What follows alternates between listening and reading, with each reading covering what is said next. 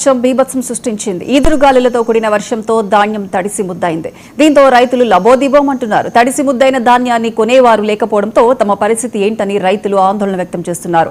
ఆరుగాలం కష్టపడి పండించిన ధాన్యానికి గిట్టుబాటు ధర లేకపోగా మరోవైపు అకాల వర్షంతో తీవ్రంగా నష్టపోయామని రైతులు వాపోతున్నారు. ప్రభుత్వం స్పందించి ఆదుకోవాలని కోరుతున్నారు.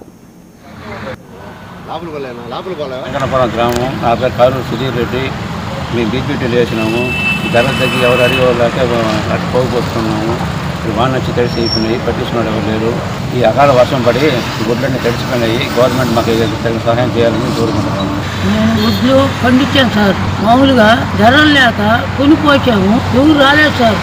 మేము ఎండబెట్టన్నా ఇట్టుకోపోతారని చూసాం సార్. ఈ రోజు ఎత్తాలనుకున్నాం సార్. రాత్రి కుమ్ము వర్షం గురించి చచ్చిపోయినాయి సార్. అమితి పేదండి సార్. నేను పాలికి వేసుకున్నాను. 80 పుట్లోట్లు సార్. ఎప్పుడన్నా మీరు దయచేసి మాకు మిల్లుకు తోలిచ్చి మాకు దయచేసి మీరు లైన్ చేయండి సార్. మునుగోలు మండలం అనింగి శ్రీనివాస్ వటానా జరిగింది సార్. వెంకటపురం గ్రామం. నా పేరు కారు సుధీర్ రెడ్డి. మేము బీపీటీలు వేసినాము. ధర తగ్గి ఎవరు అడిగేవాళ్ళకే అటు పోగుపోతున్నాము.